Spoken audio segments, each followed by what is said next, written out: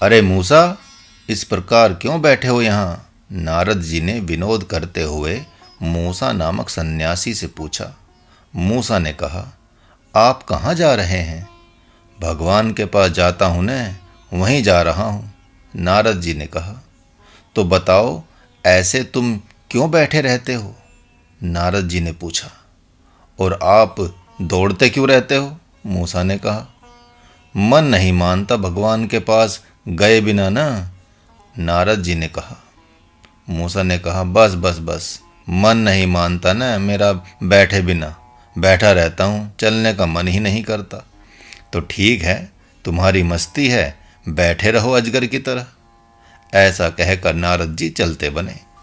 ठहरे हे देव ऋषि, ठहरे, जाएं, भगवान के पास जा रहे हैं तो एक संदेश लेते जाएं। आप सबकी प्रार्थना को लेकर जाते हैं, कोई कुछ मांगता है, कोई कुछ मांगता है, सबकी बात कह देते हैं, तो मेरी बात भी कह देंगे।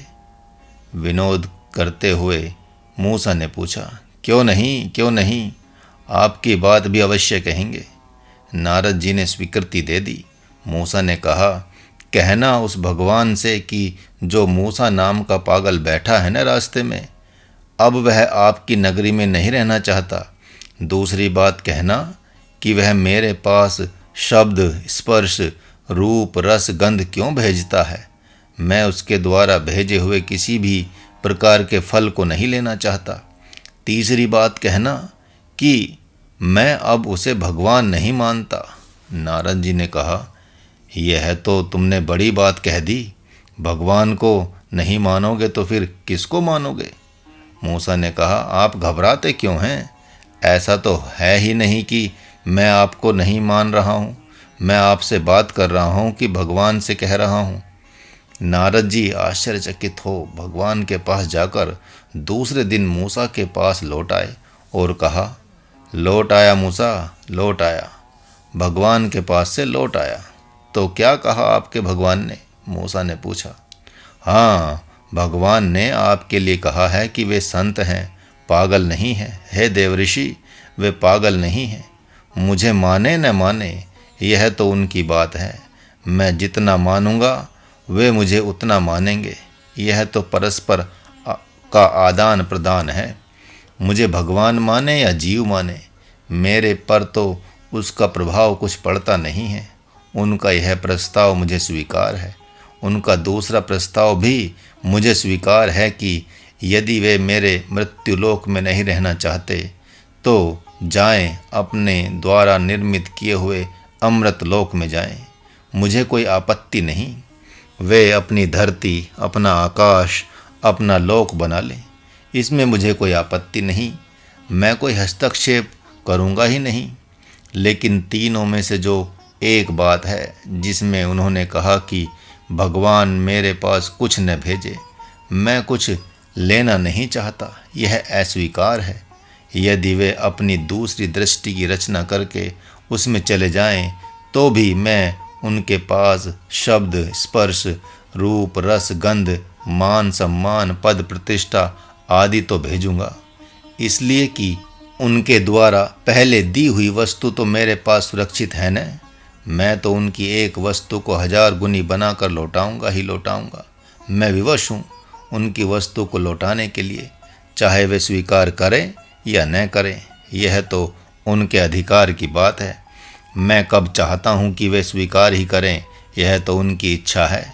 उपरोक्त दृष्टांत से पता चलता है कि कर्म फल को त्याग करने में आप स्वतंत्र हैं, किंतु कर्म को त्याग करने में अभी स्वतंत्र नहीं हैं। हाँ, एक समय आता है कि कर्म ही आपका त्याग करता है।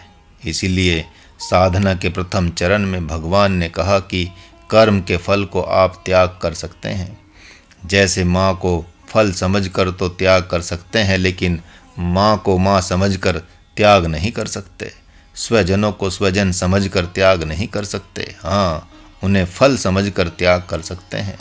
माँ कहती है कि बेटा, मैं तुम्हारी माँ हूँ, और आपको बोध हो गया कि यह माँ नहीं, मेरे पुण्य का फल है, तो वैसी अवस्था से उससे संन्यास लिया जा सकता है। ऐसा करने से पाप नहीं लगता। लोग कहते हैं कि माता पिता बाल बच्चों के त्याग का परिणाम रूप फल दुख तो भोगना ही पड़ता है। उनकी आह शाप होकर लगती है। इस पर भगवान ने कहा कि जो अंधे होते हैं, अविवेकी होते हैं, वे ही ऐसा करते हैं। उन्हें तो अपना पुण्य और पाप ही माता पिता भाई बांधवों जैसा दिखाई पड़ता है। वे क्या करें? यदि वे उन्हें छोड़ते हैं तो आह तो लगेगी ही लगेगी, लेकिन जो मुमुक्षु हैं, जिज्ञासु हैं, जिन्हें उनके भीतर भगवान दिखाई पड़ रहा है तथा ऊपर से उनका शरीर पुण्य और पाप का फल दिखाई पड़ रहा है, तो शरीर रूपी फल को त्याग कर उसमें रहने वाली आत्मा को स्वीकार करेंगे। इस प्रकार उनकी वेदना, उनकी आह, उनका शाप सन्यासी तक नहीं पहुंच पाता। कभी कभार बीच बीच में युद्ध के मैदान की तरफ भी हम सब झांक लिया करें तो आएं, देखें कि भगवान अर्जुन से क्या कह रहे हैं। मानो प्रभु कह रहे हैं कि हे पार्थ, ये सब देवता ही नहीं हैं, ये तो तुम्हारे पितामह भीष्म, द्रोणाचार्य, कृपाचार्य एवं अन्यान्य स्वजन देवता ही नहीं हैं। तीसरे अध्याय में स्वजनों को भगवान ने देवता की संज्ञा दी थी, बल्कि पुण्य और पाप रूप फल हैं, जिन्हें तुम अज्ञान अवस्था में अपना स्वजन ही मान बैठे हैं। हस्तिनापुर भी एक फल है, अतः इन स्वजन रूपी फलों को तुम त्यागने में समर्थ हो, इसलिए त्याग दो। यहाँ पर भी सहजता से भगवान नारायण ने फल की अवहेलना करने की बात की है। हे पार्थ, फल यदि अपनी तरफ त्यागने पर भी आता है तो उसे किसी पशु को खिला देना चाहिए। उसी प्रकार ये तुम्हारे गुरुजन तथा स्वजन तुम्हारे नहीं चाहने पर भी तुम्हारी तरफ फल के रूप में आ ही रहे हैं, और तुम नहीं खाना चाहते हो तो फिर इन फलों को मुझे ही खिला दो, मैं इन्हें खा जाऊंगा। ऐसा फल खाने के लिए तो मैं भूखा हूँ, तो जल्दी करो, देर न करो, इन्हें मेरे मुख में डाल दो। बड़ी तुच्छ दृष्टि से भगवान नारायण ने देखा उन लोगों को। जो निर्मल, वैराग्यशील एवं मुमुक्षु होता है, वह स्वजनों को फल समझकर बड़ी हेय दृष्टि से देखकर त्याग देता है। हे पार्थ, किए हुए वमन को कोई देखता नहीं है। यदि फल खा लिया और जी मचलाने लगा तो उल्टी कर दिया जाता है। यही नहीं, यदि किसी फल को खाया और वह प्राण घातक होने लगा तो जल पीकर उल्टी कर दिया जाता है। वैसे ही पहले तुमने गुरुजनों व स्वजनों को खा लिया, अर्थात स्वीकार कर लिया, लेकिन अब जब तुम्हारे लिए ये प्राण घातक हो रहे हैं तो इन्हें उल्टी कर दो, निकालो, त्यागो, वध करो।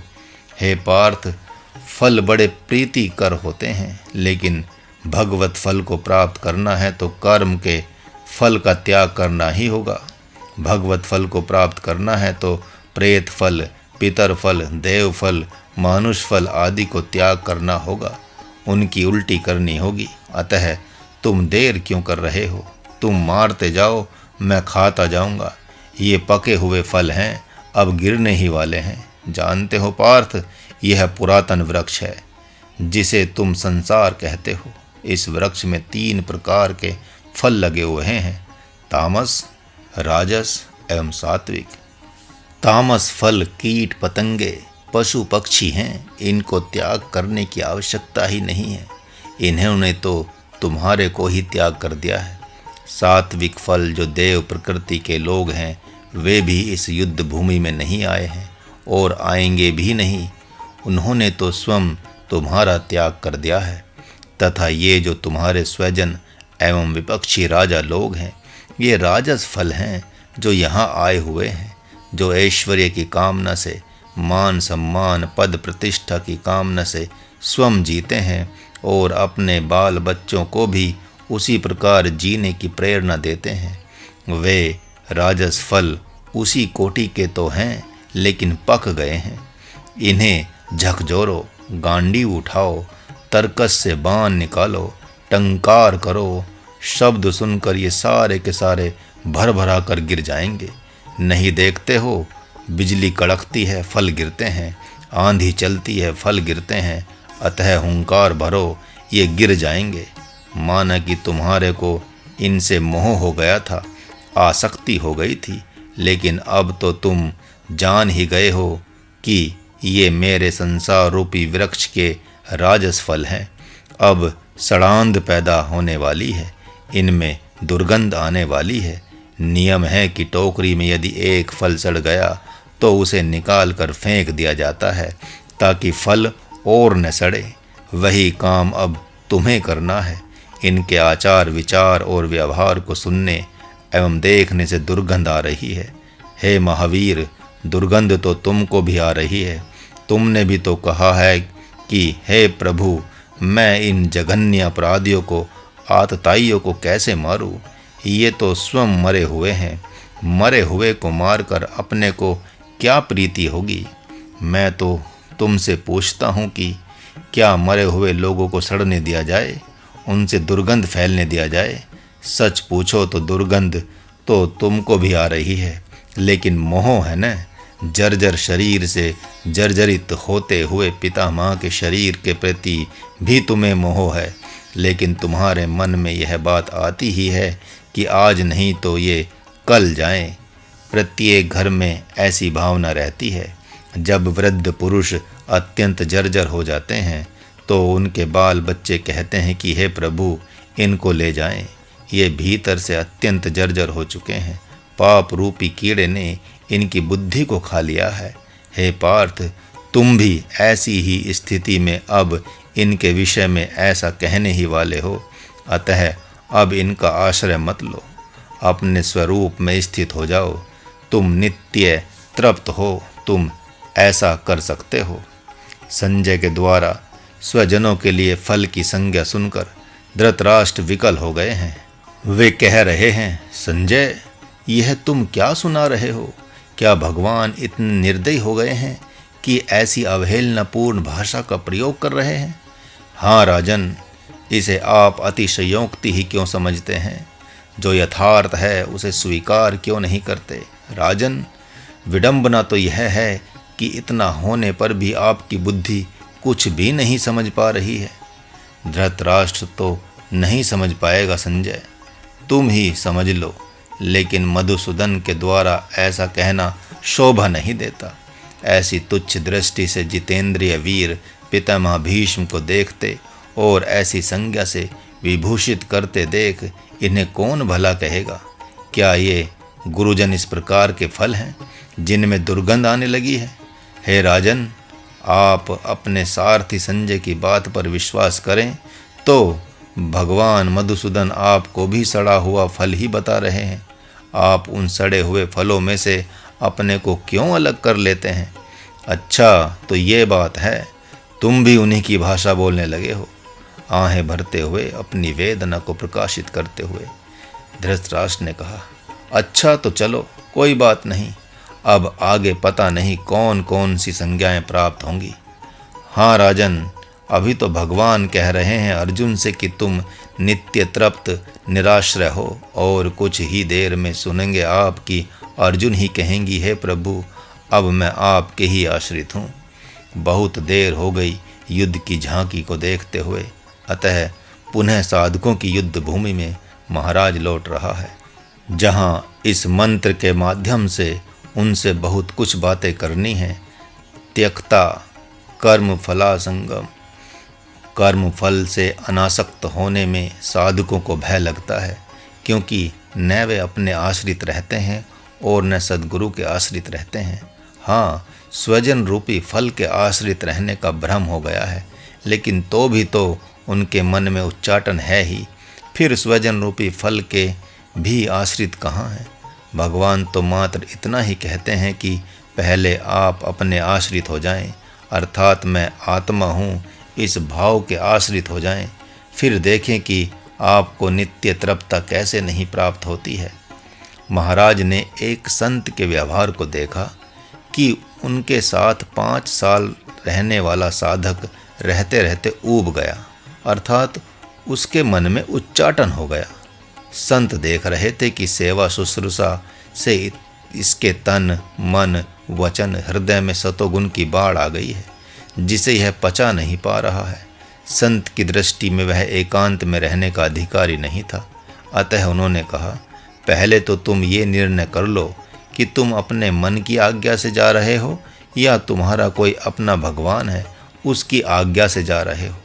यदि तुम्हारे भगवान ने आज्ञा दे दी है हो तो सपने में या किसी अन्य संकेत से या तुम्हें ऐसी आज्ञा की अनुभूति हो गई है तब तो तुमको शहर से जाना ही चाहिए। लेकिन यदि ऐसा नहीं है तो तुम विश्वास करो कि अभी सतोगुण की बाढ़ आ गई है। यहीं पर 5-5 घंटे ध्यान में बैठो। गृहस्थों के पास साथ में मत चलना। कुछ ही दिनों में पता चल जाएगा कि तुम्हारा नित्य वैराग्य है या सतोगुण का आवेग है। लेकिन तो भी उसकी उदासी नहीं गई। तब संत ने कहा कि ऐसा करो, अपने ही इष्ट का स्मरण करके ध्यान में पूछो। 5-6 दिन में प्रेरणा हो जाएगी कि तुम्हारा जाना सही है या गलत। फिर जैसी प्रेरणा हो वैसा करना। उस साधक ने उन संत के इतना कहने पर भी कुछ नहीं किया। तब संत ने उसकी दयनीय स्थिति को देखकर कहा, तो जाओ, अपने ही आश्रम पर जाओ। कम से कम आधी आज्ञा मानो। अंतिम सीढ़ी से एक ही सीढ़ी नीचे आओ। जप तप योग आदि सीढ़ियों से चढ़ते चढ़ते कोई अंतिम सीढ़ी सद्गुरु को प्राप्त कर लेता है, क्योंकि आत्मज्ञान तो उन्हीं से मिलता है। अतः जप तप योग भी उन्हीं को प्राप्त करने के लिए किया जाता है और तुम्हारे को पूर्व जन्म की तपस्या एवं शरणागति के चलते इस जन्म में सहज ही प्राप्त है। फिर भी तुम उनका महत्व नहीं समझ पा रहे हो तो जाओ, आश्रम पर साधना करो और मन ऊबे तो चले आना। उसने अपने गुरु से कहा कि 12 साल आपके साथ रहने का मेरा संकल्प था। यदि आश्रम पर मैं रहता हूँ तो फिर मेरा यह संकल्प खंडित तो नहीं होगा, आपके साथ रहने का फल मिलेगा। तब उसके सद्गुरु ने कहा, मैं जाने की आज्ञा ही कहाँ दे रहा हूँ, मैं तो आश्रम पर घूमने की आज्ञा दे रहा हूँ। यदि साथ में हो और पाँव टूट जाए तो 2-3 महीने तो मुझे ही सेवा करनी पड़ेगी, लेकिन साथ में रहने का फल तो मिलेगा ही मिलेगा। उसी प्रकार तुम्हारा मन अभी विशेष घायल हो गया है। सतोगुण ने उसकी खूब पिटाई कर दी है। आश्रम पर रह लोगे तो कुछ दिन या कुछ महीनों में मन का घाव भर जाएगा। महाराज उस शिष्य की मूर्खता को देखकर मन ही मन हंस रहा था, यह सोचकर कि इस मूर्ख ने तो अपने सद्गुरु को भी स्वजनों की ही तरह सामान्य फल ही समझ लिया है। लगता है इस मंत्र का इसने उल्टा अर्थ लगा लिया है, जबकि सद्गुरु तो साक्षात सगुण ब्रह्म ही हैं। वह तो अमृत फल ही है। वह तो स्वयं शिष्य के लिए अमृत फल बनकर उसे अमर बनाकर जगत के लिए उपयोगी बनाकर छोड़ देता है। प्रथम अवस्था में जगत को छोड़ना पड़ता है और सद्गुरु को पकड़ा जाता है, और द्वितीय अवस्था में सद्गुरु शिष्य को वैसे ही छोड़ता है जैसे पक्षी अपने बच्चे के पंख उग जाने पर उन्हें आकाश में उड़ना सिखाकर छोड़ देते हैं। महाराज एक बार एक आश्रम में ठहरा था। कमरे में 2-4 चिड़ियों के बच्चे थे। नर मादा उनके लिए चारा चुगने गए हुए थे। तब तक जिनके दोनों पंख यौवन को प्राप्त नहीं हुए थे, वे बच्चे फुदक फुदक कर जल्दी में आकाश में उड़ने की कामना से घोंसलों से कूद ही गए और उड़ न सकने के कारण से धरती पर गिरते ही कौवों के ग्रास बन गए। ठीक यही बात सतोगुण के आवेश में बहकर सद्गुरु का संसर्ग त्याग करने वाले साधकों की होती है। त्यक्त्वा कर्म फलासंगम से कोई साधक यह न समझ ले कि भगवान सद्गुरु को भी कर्म का फल समझकर त्याग करने को कह रहे हैं, क्योंकि इसी अध्याय के 34वें मंत्र में आत्म जिज्ञासु को सद्गुरु के ही शरणागत होकर रहने की प्रभु ने आज्ञा दी है। इतना तो साधकों को जान ही लेना चाहिए कि जिस प्रकार हनुमान जी बंदर नहीं है, गंगा जी नदी नहीं है, कल्प वृक्ष पेड़ नहीं है, उसी प्रकार सद्गुरु किसी कर्म का फल नहीं है, बल्कि वह तो साक्षात सगुण ब्रह्म ही है, जिसका प्यार तो प्यार है ही, दुत्कार भी परम प्यार है। सत अपने आप में सत होता है। उसका सानिध्य चाहे जिस प्रकार हो, सत बनाने वाला ही होता है। हनुमान जी की सानिध्यता को लंकनी ने पल भर पाया था, और वह भी उनके घूंसे के माध्यम से। सत ने ऐसा घूंसा मारा कि उसका राक्षसपना रक्त के माध्यम से निकल गया और वह सत ही हो गई। लंकनी ने हनुमान जी को लंका में जाने से रोका था, और यहाँ अर्जुन ने भगवान को हस्तिनापुर में जाने से रोक दिया है। वहाँ घूंसे की मार थी तो यहाँ व्यंग बाणों की मार है। भगवान का एक एक व्यंग बाण वैसे ही महात्मा अर्जुन को गर्त के गड्ढे से निकालने में सफल हो जाएगा, जैसे द्रोणाचार्य ने कुएं में गिरी हुई गेंद को सींक के बाणों से क्रमशः बाणों पर मार कर निकाल लिया था। एक तरफ महात्मा अर्जुन भगवान परशुराम जैसे के शिष्य पितामह भीष्म जैसे बलाबल से संपन्न दिव्य पौरुष में पुरुष से मन ही मन कांप रहे हैं, तो दूसरी तरफ भगवान की दिव्य हृदय रूपी बांसुरी से ज्ञानाग्नि रूप राग सुनकर धीरे धीरे भयवृत्ति से जग रहे हैं। आध्यात्मिक युद्ध भूमि में साधक भी कभी इसी प्रकार विषम रोगों से कांप जाता है और कभी मोहरूपी वृत्ति से संकोच में आ जाता है। रामानंद कहता है, अरे राम राम राम, मेरे से तो कभी इस जीवन में अखंड 15-16 घंटे तक एक आसन में बैठा ही नहीं जाएगा। तो महाराज कहता है कि तुम्हें एक आसन से अखंड 12-15 घंटे बैठने को कहता भी कौन है? तुम्हारे जैसा श्रद्धा एवं भक्ति से संपन्न साधक तो कर्म फल रूपी भक्त समुदाय का त्याग कर आज यहाँ कल वहाँ रहता हुआ परिव्राजक बन जाए तो 24 घंटे एक आसन से बैठने का फल मिल जाएगा। जिसे सद्गुरु के द्वारा प्राप्त हुई ज्ञानाग्नि से अनुसंधान करने पर यह पता चल गया है कि ब्रह्म सत्यम जगत मिथ्या, अर्थात जो भी कुछ है ब्रह्म ही है, जगत भाव तो मिथ्या ही है, तो उसके लिए उसका प्रयोग शेष रहता है, न कि ध्यान।